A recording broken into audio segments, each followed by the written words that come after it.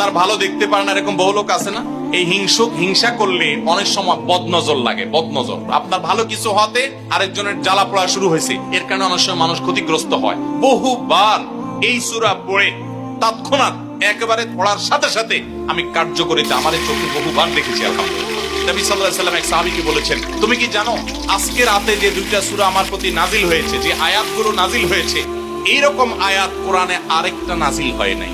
আমার বাচ্চার কোনো অসুবিধা হলে মাঝে মধ্যে আমার মিসেস বলতেন যে একটু দোয়া পড়ে খুদাও তো। আমি আমার মিসেসকে সাথে সাথে বলি, কেন, তুমি দিলে কি সমস্যা? অনেক সময় বাচ্চাকে নিয়ে আসেন, হুজুর একটু তাকে দোয়া পড়ে ফু দিয়ে দেন, একটু পানি পড়ে দেন। আমরা কি দোয়া পড়ি আজকে সেটা আমি আপনাদের সামনে ফ্ল্যাশ করে দিলাম, জানিয়ে দিলাম।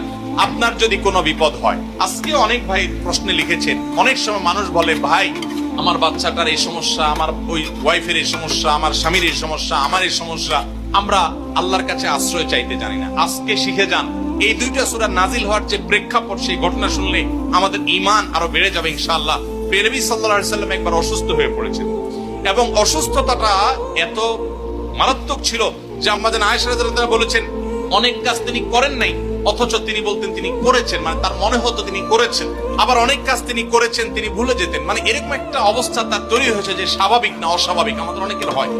তখন নবী সাল্লাল্লাহু আলাইহি ওয়াসাল্লাম বিভিন্ন তখনকার যে চিকিৎসক ছিল তাদের সহযোগিতা নিয়েছেন, বিভিন্ন ট্রিটমেন্ট করেছেন, কিন্তু কোনোভাবে কোনো কাজ হচ্ছিল না।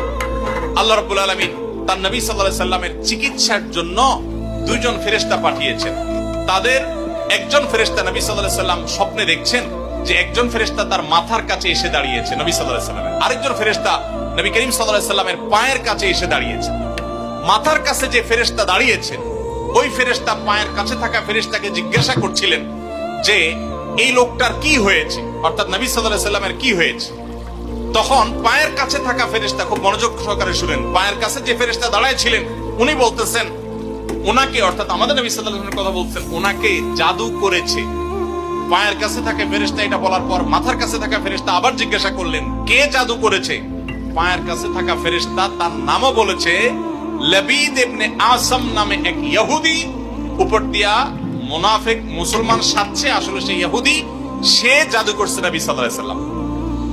এটা বলার পর আবার মাথার কাছে ফেরেশতা জিজ্ঞাসা করলেন, জাদুটা কোথায় আছে, কিভাবে করেছে? তখন বলা হলো যে চুলে জাদু করেছে, জাদুর মন্ত্র পড়ে চুলে গিরা দিয়েছে, গিরা দিয়ে জাদু করেছে।